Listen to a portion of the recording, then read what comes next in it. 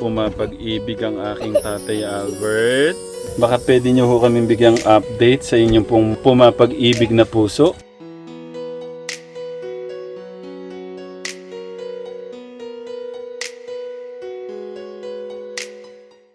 Morning po!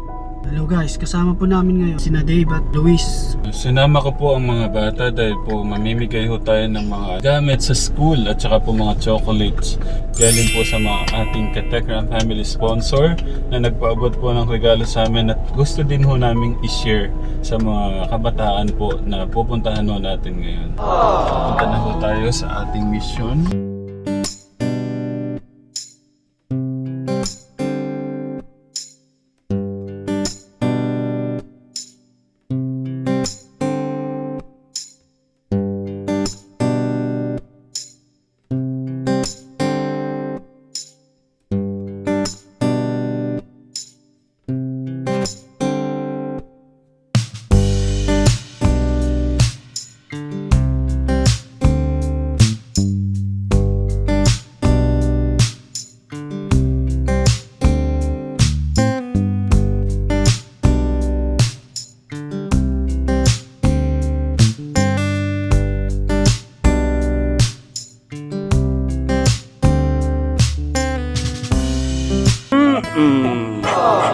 Meron ho tayong mga Santa Claus. Yan po si Kuya Melvin, si Luisito, si Dave. Yan. Nanaba yung mga anak nyo, tatay, no? Ito lang po, hindi tumataba. Si Kuya, talagang nanaba yung pisngi. Meron ho tayong mga gamit pang bata, tatay, na pinapaabot ng ating mga kababayan po, no? Bigyan natin si Kuya. Kuya. Tapos si ate. Yan. Tapos si Bunso. Ikaw po dyan. Oh. Tapos siyempre, meron kayong pangkulay dyan, colored pencil. Siyempre gusto ko tig-isa kayo. Ikaw Bunso, magaling ka magkulay si Bunso ko ah. Galing si Bunso ko. Galing ka ng kulay. Tapos meron pa yang pwede kayo magsulat dyan, Kuya. Ang pangalan. O sige nga, Kuya Albert, buksan mo nga pa-sample. Kuya, oh. Ikaw nga. Ito po yung mga eraser. Siyempre gusto ko isa-isa din sila. Siyempre isang buong pencil. Siyempre hindi lang yan. Meron pa tayong Oreo. Tig-isa kayo dyan. Kay Kuya. Kay Bunso. Siyempre meron. Ito matamis to kaya share na dyan. Kasi yung mga bata dito tatay bibigyan natin mamaya. So meron tayong KitKat. Yan. Sarap yan.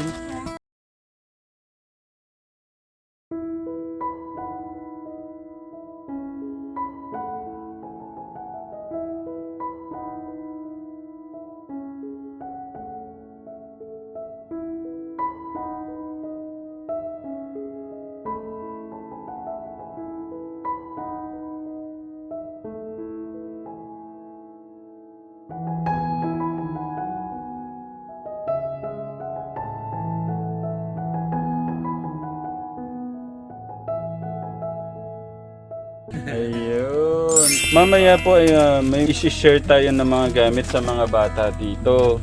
Sama-sama na po yan. Galing po yan kay Tita Rosel Capnor Sakdalan, kay Tita Gina and Tito Gumapak, and Tita Sonia Maclery Rosa. So guys, pipitas muna kami ng mga sili para po maibenta po ni Kuya Albert Jr. mamaya.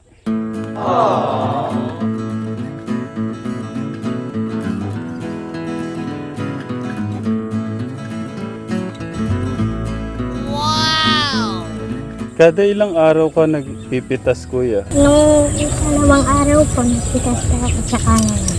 Kada 2 araw. Nakakailang kilo ka? 20 lang po.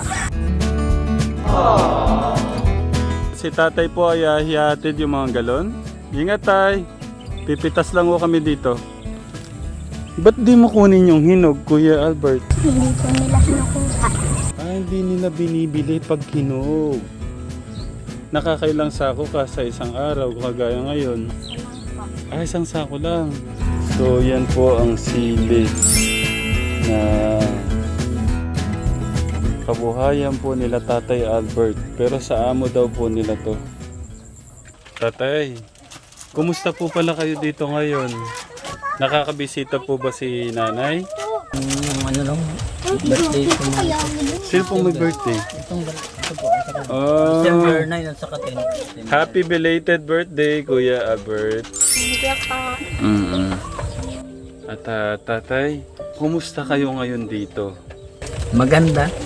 Mahirap na talaga. Kumusta po yung module ni Kuya Albert and Ate Angela? Hindi sila nakamodule ngayon. Hindi nyo pala sila napasok, tatay? Hindi dito. Oh my God, nawasak yung ano ko. Pasok ko nga sana sila. Kaya lang marami naman akong trabaho. Hindi naman ako nakakuha doon sa pinasukan nila doon ng form. Sayang tatay, no? Hindi ko napapasok sila dahil sabi nila sa akin yun. Kukuha ako ng record nila doon. Tapos ipasa ko yung form 137 nila. Ba't hindi nyo ako inano, tatay? Marami kasi akong trabaho noon. Kaya hindi na ako nakaano. Pinapaano ko naman sa asawa ko na kahit yung mga ipag ko, pinala lang lumakad. Madali lakad. Kaya hindi sila nakapasok ngayon. Susunod na lang, sabi ko naman sa mga anak ko. Tulad ngayon, ikaw ang kukuha ng module nila. Paano ako makakaano? Tulad yung tulong ng gobyerno sa akin. Hindi ko na inano. May makukuha daw na 6,000 sabi nila. Hindi ko na ako pumunta sa barangay. Malaman akong sasakyan na pumunta doon. Tapos, siyempre, nahihiya din ako sa mga kaibigan ko na hihiram sa mga motor. Ganun. Ito, nung birthday nila, doon sila nag-birthday sa nanay nila. Binigyan ko lang ng pang-birthday nila. Kulang 1 linggo, binalik niya. Sabi ko, huwag ka na lang babalik. Kung sagot lang ang ulong mo sa akin. Sabi ko, huwag ka nang tatawag. Lalo lang maano ang buhay namin pag ganyan. Sabi ko. Minsan tumawag nung kwan. Pero sabi ko, kung kailangan mo mga anak mo, sabihin mo lang at dadalhin ko doon sa kapatid mo. Kaya na lang kukuha doon. Sabi niya, hindi naman yun, kumustahin ko lang sila. Yung pangungumusta mo, masisira yung ano nila, sabi ko. Nalilito sila sabi ko. May asawa ka, mas maganda yung wala siya para may concentrate lang mga bata ng hindi mag-isip ng iba. May asawa daw mama nila, bakit ako? Asawa naman daw ako ang tatay nila. Sabi ko, nag-iwalay kami, sabi ko. Medyo naguguluhan minsan ako. Wala naman silang magkuha ng mga module nila. Tapos, hindi ko naman matutukan sila. Kung sila lang, wala din silbi yun. Sinong mag-explain sa mga module nila kung wala naman ako?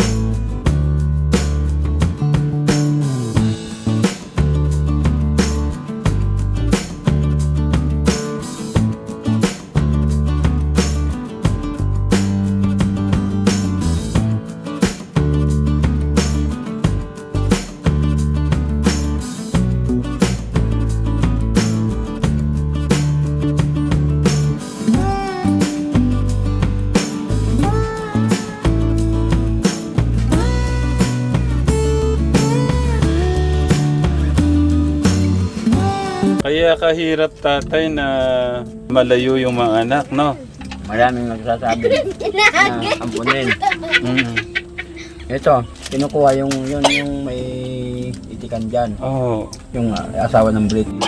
Sabi ko, hindi ko pinapampun mga anak ko.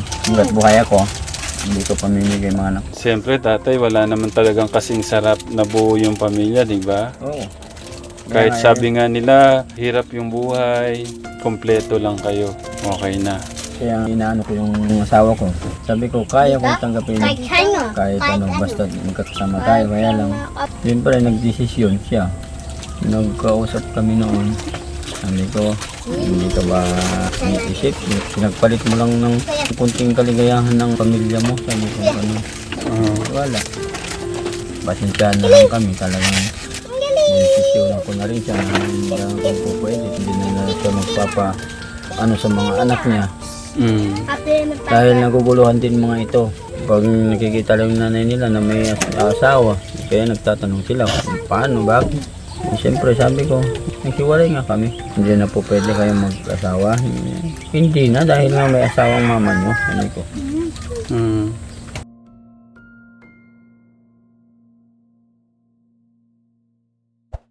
Kahit man babalik siya, sabi ko, ayaw ko na. Sabi ko.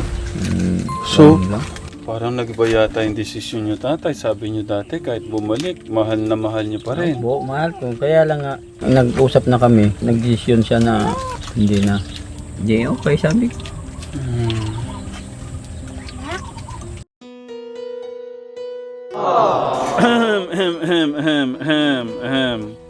Pumapag-ibig ang aking tatay Albert. Baka pwede nyo ho kami bigyang update sa inyong pong pumapag-ibig na puso. Hindi ko pa alam kung anong desisyon niya. Inaano ko naman kung talagang okay siya. Wala asawa. Sabi niya walang asawa. Eh sabi ko, kung kaya mo buhay ko, sabi ko. Di ko pag umuwi ka, di magsama tayo, sabi ko. Patingin nga, patingin. Bubog, bubog, bubog. Ah, grabe. Tatay. Kuya Albert, ano, kumusta ba doon? Eh, may bago na yata si tatay. Okay sa'yo? Boto ka ate. Gusto din. Ah, gusto din. So, okay nang meron ng bago si tatay? Oh. Ate, ikaw kuya, okay na? Wah! Paano yan? Eh, kasala na. Kasi, ano? Hindi ba po nadating? Okay lang daw darating. Papa po may alam. Oh my God, parang open na kayo tatay sa ano. Ano ho bang tawagan nyo? Mama, papa, sabi niya. So masasabi nyo po bang to the highest level po ba yung communication po nyo? Kaya sabi niya, paano ang buhay mo dyan? Sabi ko naman, hirap lang. Sabi niya sa akin, mag-ipon ka para mag-ipon din ako. Sabi niya, sa susunod na taon, ako nang mag-alaga sa mga anak mo din. May anak din siya. May anak din siyang 3. Kaya sabi niya, ako na lang mag-alaga sa mga anak mo. Okay, sabi ko. Tignan natin kung makaya mo hanggang umuwi ka, sabi ko. Kasi September pa umuwi. Ano pong masasabi nyo? Iyan, mapapanood nyo ho to.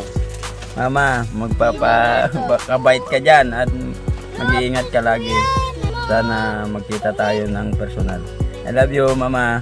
Ayun, ka-sweet naman. Iniisip ko kasi tatay itong inyong tirahan.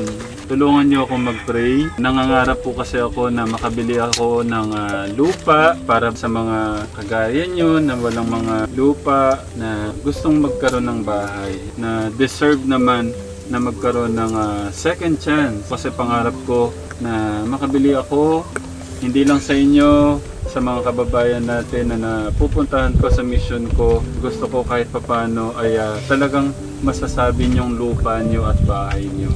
No? Kuya Albert, Ate Angelo, tulungan niyo mag-pray si Nanay Tekram, ha? Okay. Tatay, pinapaabot ko pala ni Tita Melinda Javiaruto 3,000, no?